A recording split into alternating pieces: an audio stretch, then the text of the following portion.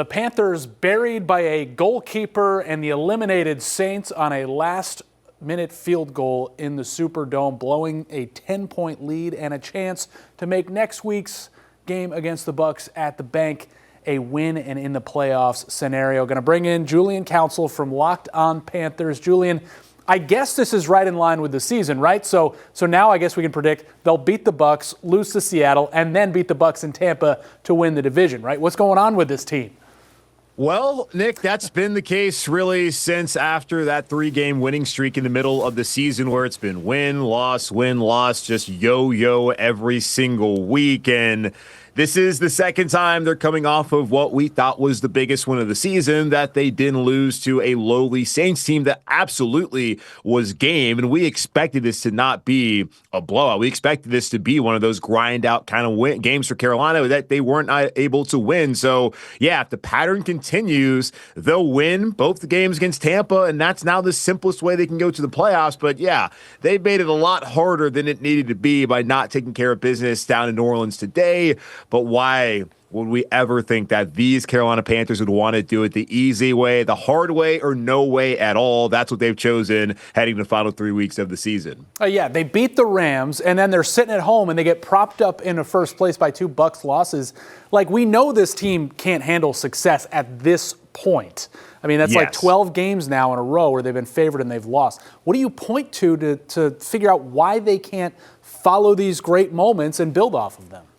I just think that it's the lack of maturity, and I'm not saying like individually like these guys are immature. I just think at where they are in this stage of the team build under Dave Canales, under Dan Morgan, we'll throw Brant Tillis in there as well, that this organization just isn't mature enough to go out on the field in these types of situations and win. And that's not to say that that can't be true starting next week. It's not to say that they can't still find a way to finally get there, and they still have an opportunity. Obviously, losing this game is going to be frustrating for everyone in that locker room and all the fans out there that wanted to believe and were celebrating there close to midnight after that Thursday Night Football result. But at this stage, they just have not been mature enough as an organization, as a team, to win these games because they not find a way to have bad mistakes like the penalties today.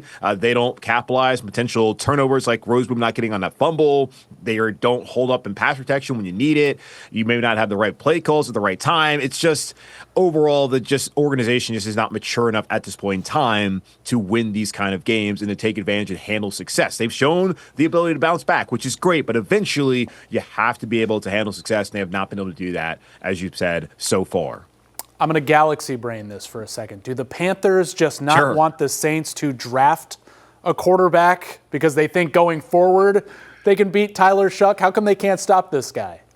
Well, they're going to have a problem going forward if Tyler Shuck is going to continue to be the Saints quarterback, because he has shown in these 2 games, and especially today. And if you look at last week when everyone was watching, Dave Canales is on his couch celebrating, rooting hard for New Orleans to beat Tampa. We've seen the last 2 weeks just how good of a player Tyler Shuck can be, and it looks like the Saints do have their quarterback. So the Panthers were trying to prevent New Orleans from being able to take a quarterback in what appears to not be a great quarterback draft class.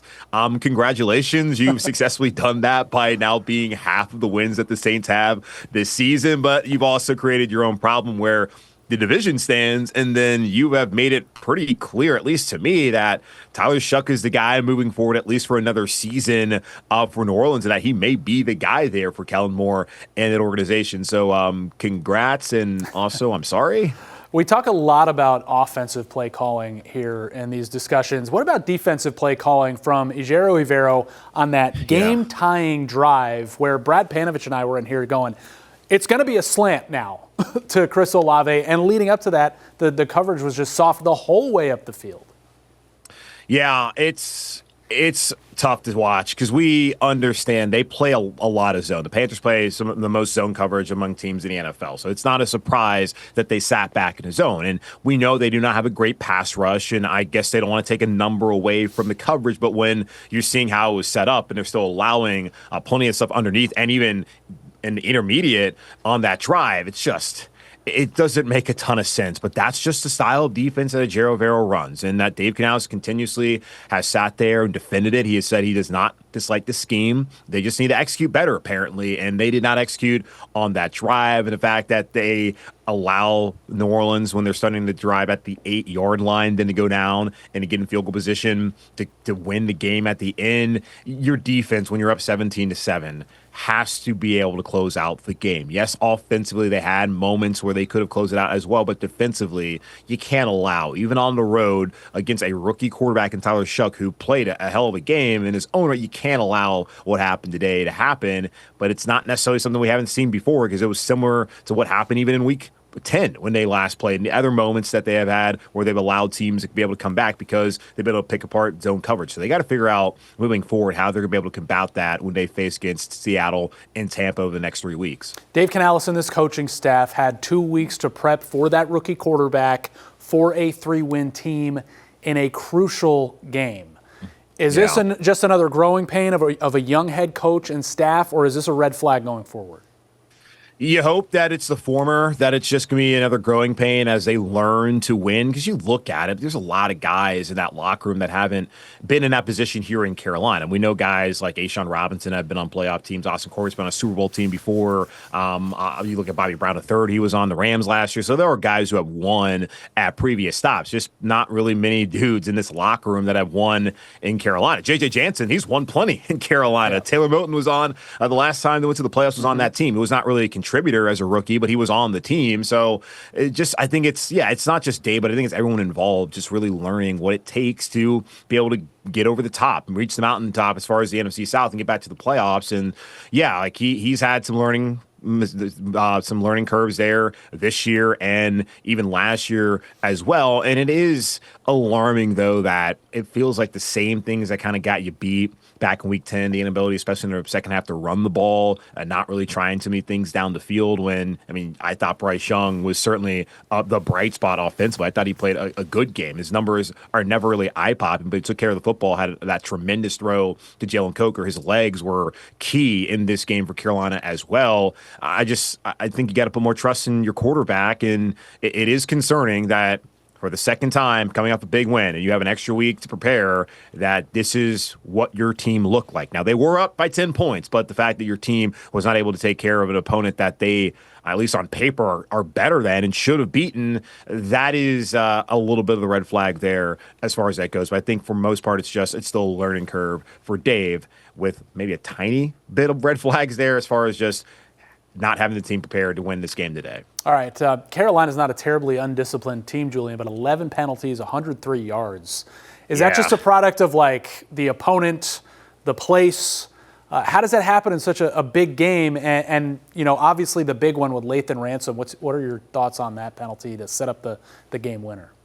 Yeah, I am curious to know just what the stats are for this officiating crew, because it wasn't just Carolina. I think New Orleans had 9 penalties as well. Watch, yeah, so overall, typically, and maybe this is something I asked Dave on Monday, but typically, they are aware that, hey, this officiating crew is going to throw more flags than the other officiating crews that we have played against this year. That's typically something that the coaches will tell their teams. So I'm curious if that was the case with this crew, because there were a lot of penalties, and it was the clunkiest game that we have watched all season long in that regard. Really, the one that I really did not like to see was what would happen early on in the game with Ike Ekwonu, where Cam Jordan, he hits Bryce Young. Maybe there should have been a flag there. Even if there was a flag, Ike can't come in then and hit Cam Jordan like he did, push him, and then have that unnecessary roughness. Because at the worst, or at best, you just wipe out that penalty that you would have gotten had they thrown the penalty there and protected Bryce. But instead, you kill the drive, and you kill the momentum that you had already up 7-0, to where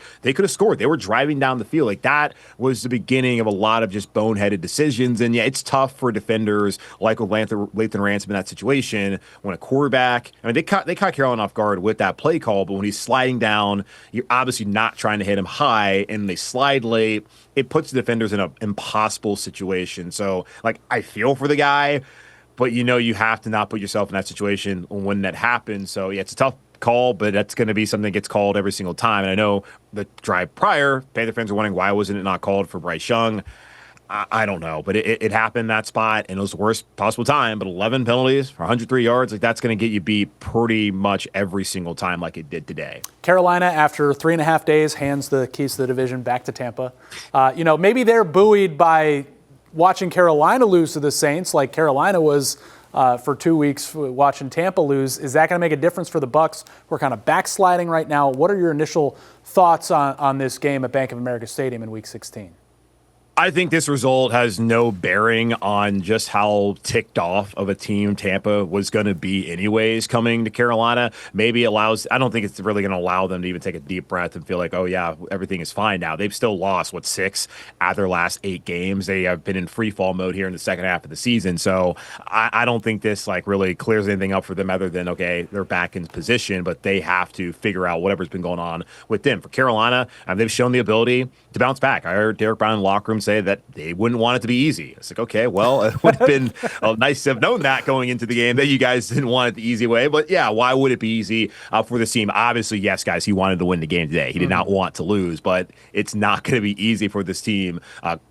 Clearly. So I'm expecting another kind of grind out kind of game. And if Carolina can take care of the ball, find a way to run the football as well, they can come out on top. But then it's going to come down to, after that, can you handle success again, which they have shown time and time again, at least this year and at this point in time, that they cannot do that. Not that they will not, but right now they cannot do it. So we'll see how that plays out. But yeah, should be, I still hope like a ruckus environment for Panther fans. Like your team's still tied for first place in the division in Week 16. They have not been good for years. So I really hope people, if you have the means and the ability to go out to the game next Sunday, go out, be loud, cheer on the team, even if you are upset about the result today, because it should still be a really good game, a really good environment next Sunday, as it's basically do or die for both Tampa and Carolina. All right, Julian Council from the Locked On Panthers podcast, here and there all week. We will see you at the bank this Sunday, where it's not for all the marbles, but certainly some of them. Thanks, Julian.